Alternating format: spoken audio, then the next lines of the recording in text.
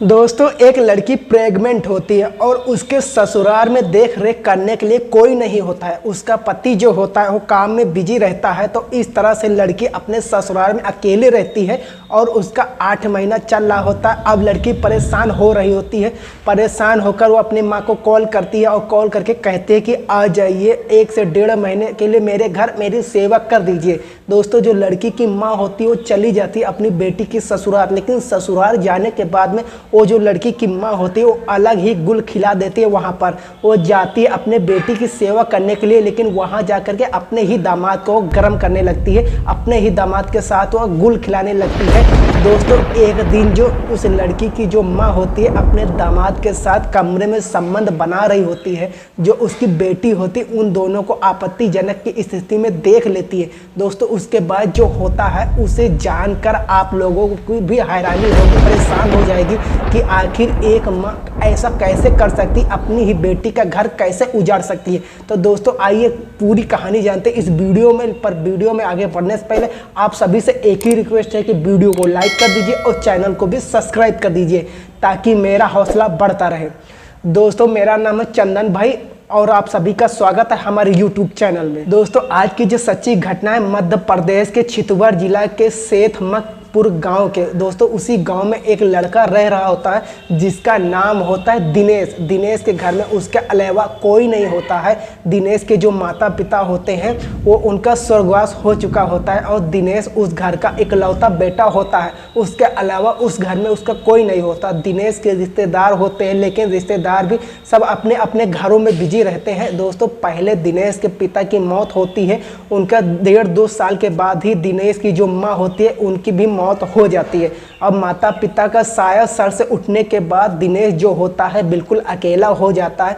दिनेश एक 25-26 साल का जवान लड़का होता है और वो एक प्राइवेट कंपनी में जॉब कर रहा होता है। वैसे तो उसके घर में किसी चीज़ की कोई कमी नहीं होती है, लेकिन माँ बाप के गुजर जाने के बाद दिनेश बिल्कुल टूट जाता है, एकदम अकेला हो जाता है। दोस्तों, कुछ दिन उस रिश्तेदार होते हैं जो दिनेश के कजल सिस्टर होती और दिनेश के घर आया करती थी, दिनेश की देखभाल किया करती थी, टाइम पर खाना वगैरह बनाकर दिया करती थी। लेकिन वो लोग कितने दिनों तक उनके घर में आकर के खाना बनाना देते।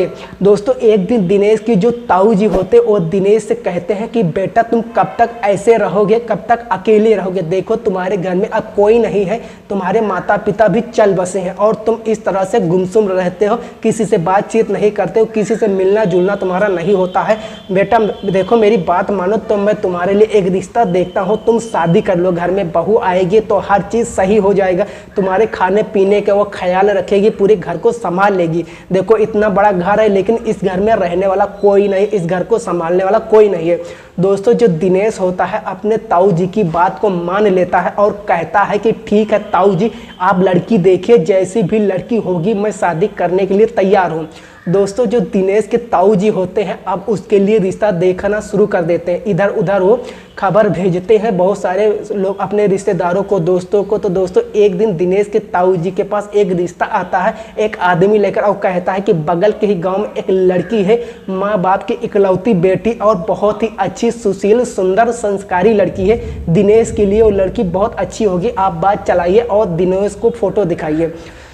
दोस्तों, जब दिनेश के जो ताऊ जी होते वो दिनेश के पास जाते हैं, लड़की का फोटो दिखाते हैं और कहते हैं बेटा देखो यही लड़की है, बताओ तुम्हें कैसी लगी। दोस्तों, जो दिनेश होता है वो फोटो देखता है, उसके बाद कहता है कि ताऊ जी लड़की तो सही है, लेकिन चलिए एक दिन सामने से देख कर आते हैं, क्या है क्या नहीं है वही समझ लेंगे। ताऊ जी होते वो कहते हैं ठीक है बेटा, चलो 2 दिन के बाद चलते हैं, वहाँ चल के लड़की को देख आते हैं। दोस्तों, जब बगल के गांव के ही लड़की होती है, उनका पिता का नाम होता है तिवारी जी। उस गांव के सभी लोग उनको तिवारी जी के नाम से ही बुलाते थे और तिवारी जी की ही बेटी होती है कविता। कविता को ही देखने के लिए दिनेश और उसके ताऊ जी जाते हैं। जब दिनेश और उसके ताऊ जी कविता के घर जाते हैं, कविता को देखते हैं, देखते ही दिनेश और उसके ताऊ जी लड़की को पसंद कर लेते हैं। उसके बाद वहीं के दोनों को शादी की डेट फिक्स की जाती है। अब धीरे धीरे शादी की जो डेट होती है वो नज़दीक पहुंचती है। दिनेश के घर में उसके जितने भी रिश्तेदार होते हैं सभी आ जाते हैं, दूर दूर के मेहमान आ जाते हैं, घर में खुशियों भरा माहौल होता है और बड़े ही धूमधाम से दिनेश की शादी कविता से कराई दी जाती है।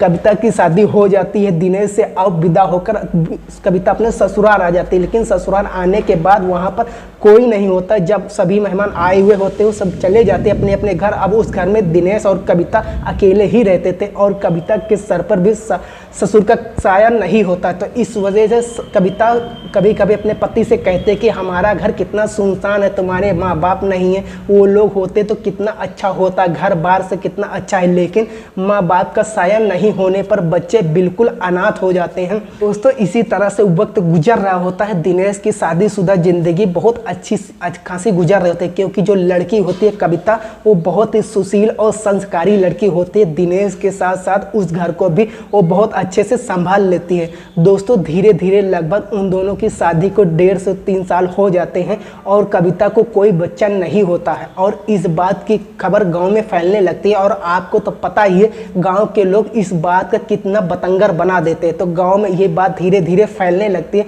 और सभी लोग ताना मारने लगते हैं कि शादी को 3 साल हो गए, अभी तक कोई बच्चा नहीं हुआ। दोस्तों जो कविता के माता पिता होते हैं वो लोग भी परेशान होने लगते हैं। कविता की जो माँ होते हैं वो परेशान होने लगती हैं कि आखिर मेरी बेटी को बच्चा क्यों नहीं हुआ, अभी तक शादी के 3 साल हो गए, उसका जो कोख है अभी सूना क्यों है। दोस्तों यही वक्त गुजर रहा होता, कविता ये सब ताने सुन रही होती। लेकिन शादी के 4 साल बाद कविता के गोद में एक बच्चा आ जाता है, वो प्रेग्नेंट हो जाती है। प्रेग्नेंट होने के बाद जब ये खबर पूरे गांव में फैलती है, उसके पति को पता चलता है, कविता के मायके में पता चलता है, तो सभी लोग बहुत ज़्यादा खुशी होते हैं। दोनों घरों में खुशियों का माहौल होता है और जितने भी लोग ताने मार रहे थे उन सभी को का मुँह बंद हो जाता है। दोस्तों अब जो उनको पति होता है कविता का दिनेश, वो बहुत ज़्यादा खुश होता है और अपनी बीवी का खूब ख्याल रखने लगता है। उसको ज़्यादा काम करना नहीं दिया जाता था, सिर्फ रेस्ट करो, ज़्यादा तुम्हें काम करने की ज़रूरत नहीं है, बस दिनेश ये कहा करता था। दिनेश खाना भी खुद बनाने लगा था और घर के भी और काम के लिए वो एक काम करने वाली को रख लिया था। तो जो उसकी बीवी होती है कविता, उसको पूरा ही रेस्ट मिला था। दोस्तों यूं ही धीरे धीरे वक्त गुजर रहा था। लेकिन जो दिनेश होता है वो काफ़ी ज़्यादा परेशान हो रहा था, क्योंकि उसके घर में उसके अलावा कोई था नहीं घर का मेंबर जो कविता का अच्छा सा ध्यान रख सके। अब दिनेश को काम पर भी जाना होता, प्राइवेट कंपनी में जॉब कर रहा होता है, तो वो ज़्यादा काम भी अब्सेंटी नहीं कर पाता था, इसलिए वो बहुत ज़्यादा परेशान हो रहा था। धीरे धीरे करके कविता के प्रेगनेंसी को 8 महीने पूरे हो जाती है, 8वां महीना चल रहा होता है। और एक दिन कविता की माँ फ़ोन करती है दिनेश के फ़ोन पर और बात करती है, कहती है कि दामाद जी और बताइए क्या हाल चाल है, कैसे हैं आप। दोस्तों जो दिनेश होता है वो कहता है कि माँ जी मैं आपको क्या बताऊँ, मैं बहुत ज़्यादा परेशान हूँ, घर में किसी का साया नहीं है, माँ बाप नहीं है, ना ही कोई छोटी बहन है, ना ही कोई और है, ना ही मेरी सहेली है जो वो भी आकर अपनी बहन को देखभाल कर सकती। देखिए मैं 3 महीने से छुट्टी में लेकर बैठा हुआ हूँ, लेकिन मैं खुद परेशान हो रहा हूँ, मुझे एक्सपीरियंस नहीं है इन सब का। घर में कोई लेडीज़ होती है तो बहुत अच्छा होता है, मैं क्या करूँ मुझे कुछ समझ में नहीं आ रहा है। और आप भी तो नहीं आ सकते क्योंकि वहाँ भी कोई नहीं, पापा जी का ख्याल कौन रखेगा। दोस्तों जो कविता की माँ होती है वो भी काफ़ी ज़्यादा परेशान हो जाती है और कहती है बेटा मैं तो बहुत चाहती हूँ वहाँ आने के लिए, लेकिन क्या करूँ यहाँ भी मजबूरी है और तुम्हारे ससुर जी से मैं पूछ के फिर भी देखती हूँ, अगर वो आने की इजाज़त देते हैं तो मैं ज़रूर आऊँगी। दोस्तों जो दिनेश होता है अपनी सास से रिक्वेस्ट करता है, कहता है कि माँ जी 1 महीने बचे हुए हैं आप कविता की डिलीवरी के लिए, मैं चाहता हूं कि आप यहां आ जाइए 1-1.5 महीने के लिए, ताकि कविता को आसानी होगी, उसको हौसला मिलेगा। दोस्तों जो दिनेश इतना कहता है तो जो कविता की माँ होती है वो अपने पति से बात करती है। बात करने के बाद जो उसका पति होता है यानी कविता के पापा, वो इजाज़त दे देते हैं। उसके बाद जो कविता की माँ होती है उसको अगले ही दिन अपनी बेटी के ससुराल चली जाती है, उसका देखभाल करने के लिए, उसका ख्याल रखने के लिए। दोस्तों जो कविता की माँ होती है संगीता अपनी बेटी की ससुराल देखने के लिए पहुंच जाती है। और जब वो अपने ससुराल पहुंच जाती है तो उसकी बेटी देखकर बहुत ज़्यादा खुश होती है, उसकी आंखों से आंसू निकलने लगते हैं, वो बहुत ज़्यादा खुश हो जाती है। अपनी माँ से कहती है कि माँ मैं बहुत ज़्यादा परेशान हो रही थी, मुझे कुछ समझ में नहीं आ रहा था कि मैं क्या करूँ, और मेरी वजह से आपका जो दामाद है वो 3 महीने की छुट्टी ले लिए हैं, 3 महीने तक आप काम पर नहीं जाएंगे सिर्फ मेरे लिए, और घर में कोई लेडीज है नहीं जो मेरा ख्याल रख सके। काम वाली आती है, वो अपना सारा काम करके चली जाती है, लेकिन मेरे ख्याल रखने के लिए यहाँ पर कोई भी नहीं है। माँ आपने बहुत अच्छा किया यहाँ पर आकर के। दोस्तों जो उसकी माँ होती अपनी बेटी को हौसला देती और कहती कि बेटा टेंशन मत लो, सब कुछ अच्छा ही होगा। दोस्तों इस तरह से पहला दिन गुजर जाता है। कविता की जो माँ होती वो अपने बेटी की अच्छे से ख्याल रखने लगती, अपने दामाद का ख्याल रखने लगती, अच्छा खाना बनाती, बेटी दामाद को खिलाती है। दोस्तों इस तरह से तीसरा दिन भी गुजर जाता है, और तीसरे दिन रात को जो कविता की माँ होती है वो एक अलग कमरे में सो रही होती है। कविता और उसका पति दिनेश अलग रूम में सो रहे होते हैं। दोस्तों रात का 12:30-1 बजे के करीब दिनेश की आँख खुलती है और उसको प्यास लगती है। कमरे में पानी नहीं होता है, वो पानी पीने के लिए चला जाता है किचन में, किचन की ओर जाता है। पानी पीकर वो उधर से आ रहा होता है, तो वो अपने सास की जब कमरे से गुजरता है तो उस कमरे से उसको अजीबोगरीब आवाज़ आ रहे थे, कुछ अजीब से, और उसे कुछ मन में शक होने लगता है और वो मन ही मन ये सोचने लगता है कि आखिर माँ जी के कमरे में ऐसी आवाज़ क्यों आ रही, आखिर वो क्या कर रही, क्योंकि टीवी की आवाज़ तो ये लगती नहीं, इस तरह की आवाज़ नहीं आती टीवी से। अब वो काफ़ी बेचैन हो जाता है और जानने की कोशिश करता है कि आखिर कमरे में हो क्या रहा है। दोस्तों जो दिनेश होता है वो खिड़की से देखता है तो बस ये देखता ही रह जाता है, उसके पैरों की तरह ज़मीन ही खिसक जाती है। दोस्तों दिनेश देखता है कि उसकी जो सास है उसके तन पर एक भी कपड़ा नहीं है, वो अपने बेड पर लेटी हुई है और अजीब तरह से हरकत कर रही है। दोस्तों ये सब देखने के बाद दिनेश के अंदर का जो राक्षस होता है वो जाग जाता है, उसके तन में पूरी तरह से आग लग जाता है, उससे भी बेचैनी होने लगती है। अब वो अपने आप को कंट्रोल ही नहीं कर पाता है, क्योंकि वो पिछले 8 महीने से अपने बीवी से दूर था, तो दूर रह रहा था, क्योंकि उसकी बीवी प्रेग्नेंट होती है। और दिनेश अपने आप को कंट्रोल नहीं कर पाता है, वो सीधा चला जाता है अपने सास के कमरे में। उसके कमरे का जो कुंडी होता है वो खुला हुआ होता है, और दोस्तों दिनेश को दरवाज़ों को धीरे से खोलता है और अपने सास के कमरे में चला जाता है और फिर कुंडी अंदर से लगा देता है। और उसके बाद दिनेश अपने बदन का एक एक कपड़ा उतार देता है और अपने सास के पलंग पर जाकर धीरे से लेट जाता है। दोस्तों जो उसकी सास होती है अपने दामाद को देखकर कहते हैं कि अरे दामाद जी आप यहाँ क्या कर रहे हैं और कैसे हैं। दोस्तों जो दिनेश होता है वो कहता है कि माँ जी आप ये मत पूछिए मैं यहाँ क्या कर रहा हूँ और कैसे आया हुआ हूँ, बस आइए हम दोनों मिलकर अपनी अपनी जिस्म की आग को ठंडा करते हैं, क्योंकि मैं पिछले 8 महीने से इस चीज़ से वंचित हूँ और मेरे बदन में भी आग लग रही है आपको ऐसा करते हुए देखकर। दोस्तों उसके बाद जो दिनेश की सास होती है वो कहती है कि दामाद जी देरी किस बात की, आइए और मेरी जिस्म की भूख को मिटा दीजिए, क्योंकि मैं बहुत वर्षों से इस चीज़ के लिए तड़प रही थी। दोस्तों जो इतना वो कहती है दिनेश अपने सास को बाहों में ले लेता है और वो दोनों एक दूसरे से इस तरह से लिपट जाता है कि जैसे कोई नाग और नागिन दूसरे से लिपटे हुए। दोस्तों उसके बाद दोनों एक दूसरे के साथ संबंध बनाते हैं, अपने जिस्म की आग को वो लोग बुझाते हैं। तब तक वो लोग दोनों संबंध बनाते हैं एक दूसरे के साथ जब तक कि दोनों की जिस्म की आग ठंडी ना हो जाए। इसके बाद जो दिनेश होता है संबंध बनाने के बाद कपड़ा पहनता है और उसकी सास भी अपने आप को समेटती है। दिनेश उस कमरे से निकलकर चुपचाप अपने कमरे में चला जाता है जहां उसकी बीवी कविता सो रही होती है। लेकिन दोस्तों ये जो सिलसिला होता है जब एक बार शुरू हो जाता है तो रुकने का ये नाम ही नहीं लेता है। अब उन दोनों का जो ये नाजायज़ संबंध होता है इस तरह से आगे बढ़ता है कि दोनों हर रोज़ जब भी दोनों को मौका मिलता एक दूसरे के साथ संबंध बनाए करते थे। दोस्तों उसी घर में जो कविता की माँ होती है अपने दामाद के साथ हस्बैंड वाइफ का रिलेशन रखने लगते हैं और उस घर में रहने में कविता की माँ को भी मज़ा आने लगता है और वो अपने घर को भूल चुकी होती है। दोस्तों ऐसा ही वक्त गुजर रहा होता है और लगभग इन दोनों को नाजायज़ रिश्ते को 3 हफ्ते गुजर जाते, लगभग 1 महीने होने ही वाले थे। और दोस्तों इस तरह से जब भी रात को अपनी सास के कमरे में जाता तो वो अपने कमरे से जब निकलता तो उस कमरे का जो दरवाज़ा होता बाहर से लॉक कर देता, अपने सास के कमरे में जाता, वहाँ पर संबंध बनाता एक दूसरे के साथ। जब संबंध बनाना हो जाता तो वो चुपके से अपने कमरे में जाता और अपनी बीबी के बगल में सो जाता। दोस्तों यूं ही गुजर रहा होता, इसी तरह से जो दिनेश होता है कर रहा होता है। लेकिन दोस्तों एक दिन रात का 1 बजे जो दिनेश होता है वो अपने कमरे से निकलता है, अपने सास के कमरे में चला जाता है। लेकिन जो उस दिन दिनेश जो होता है अपने कमरे का जो कुंडी होता है बाहर से लगाना भूल जाता है। उसके थोड़ी ही देर बाद उसकी जो बीबी होती है कविता, उसकी आंखें खुल जाती हैं और उसे पानी चाहिए होता है और कमरे में पानी नहीं होता है। उसे ज़ोरों से प्यास लगी होती है।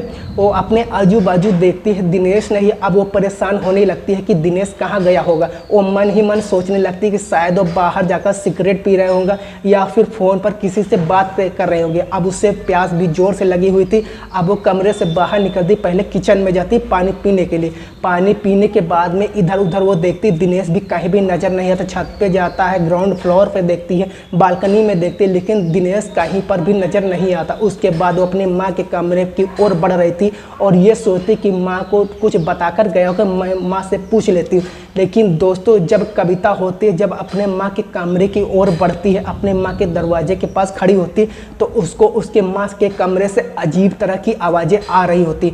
वो सोचते हैं कि आखिर माँ के कमरे की इस तरह की आवाज़ें क्यों आ रही, माँ कर क्या रही है, शायद टीवी देख रही होगी। फिर दोस्तों कुछ देर खड़ी रहती है तो अंदर से दो लोगों की आवाज़ आती और जो उसकी बेटी होती है कविता, उसको शक होने लगता है और ज़ोर ज़ोर से दरवाज़ा को पीटने लगती है, आवाज़ लगाने लगती है। लेकिन दोस्तों उसकी जो माँ होती है, उसके जो पति होती है, वो दोनों इतनी जोर में होते हैं कि उन दोनों में कोई फ़र्क ही नहीं पड़ता। दोस्तों जब दोनों को थोड़ा ध्यान आता है तो दोनों आवाज़ करना बंद कर देते हैं, लेकिन संभोग करना जारी ही रहता। वो लोग रुकने का नाम ही नहीं लेते। दोस्तों जब दोनों थक जाते हैं, दोनों अपनी अंदर की जो गर्मी होती है वो ठंडी हो जाती है। उसके बाद दोनों अंदर ही फुसुर फुसुर बात करने लगते हैं। अगर इस तरह से बाहर निकलेंगे तो उसको शक हो जाएगा, उसको चिल्लाने दो। वो थक कर जब कमरे के बाहर चली जाएगी तो बेटा तुम अब चले जाना अपने कमरे। दोस्तों लेकिन जो कविता होती वो भी काफ़ी ज़्यादा चालाक होती। वो चुप तो हो जाती है, लेकिन वहाँ से वो हटती नहीं, अपने कमरे में नहीं जाती, चुपचाप उसी दरवाजे के पास खड़ी रहती है। जब 15 से 20 मिनट बीत जाती हैं तो दिनेश जो होता है उसको लगता है कि शायद कविता अपने कमरे में चली गई है और जो उसका सास होती है वो कहती है ठीक है जाओ, अब तुम अपने कमरे में जाके सो जाओ। दोस्तों दिनेश जैसे ही दरवाज़ा खोलता है, बाहर देखता है कि उसकी बीवी खड़ी हुई है। दोस्तों जो कविता अपने पति को उस कमरे में देखती है तो उसकी आंखों से तो खूब ज़्यादा आंसू निकलते और रोते हुए अपने पति को खूब डांटती है और साथ ही अपनी माँ को खूब खड़ी उल्टी सुनाती है और कहती कि माँ आपको शर्म नहीं आती, आपका ये दामाद है और दामाद बेटे का समान होता है, आपको शर्म आनी चाहिए अपने दामाद के साथ इस तरह की हरकत करने के साथ। आप कल से कल यहाँ से चली जाइए, मुझे आपकी ज़रूरत नहीं है। मेरा क्या होगा मैं देख लेंगे, लेकिन मैं आपको इस घर में एक पल भी बर्दाश्त नहीं कर सकती। दोस्तों ठीक उसके अगले दिन सुबह जो कविता होती अपने पापा को फ़ोन करती है और फ़ोन करके कहती है कि पापा मम्मी यहाँ से जा रही है, मेरा जो डिलीवरी का टाइम था वो थोड़ा आगे बढ़ गया, मुझे थोड़ा लेट होगा, तो मम्मी इतने दिन यहाँ क्या करेगी, इसलिए मम्मी जा रही है, वहाँ आपको बहुत ज़्यादा दिक्कत होगी। तो दोस्तों जो कविता होती है वो अपने पापा से अपने माँ के बारे में कुछ नहीं कहती। लड़की काफ़ी समझदार होती है। वो ये सोचते हैं कि अगर वो अपने पापा से बताएगी तो बात बहुत ज़्यादा बढ़ जाएगी, हो सकता है उसके पापा उसकी मम्मी को खूब मारे पीटे और ये बात बाहर अगर गांव के लोगों तक फैल जाएगी तो बहुत ज़्यादा दोनों परिवारों की बदनामी होगी। इसलिए कविता शांत हो जाती, इस मामले को अपने घर में ही दबा देती है। दोस्तों ये रही पूरी कहानी आप लोगों के सामने। इस कहानी के ऊपर आप लोगों की क्या राय है, अपनी राय कमेंट में हमें ज़रूर बताएं। दोस्तों इस घटनाक्रम को सुनाने का उद्देश्य किसी की भावनाओं को ठेस पहुंचाना नहीं है, बल्कि समाज को सतर्क करना है, जागरूक करना है, ताकि आप अपना और अपने फैमिली का ख्याल रख सकें। दोस्तों मिलेंगे दूसरे सच्ची घटना स्टोरी के साथ, तब तक लिए जय हिंद जय भारत।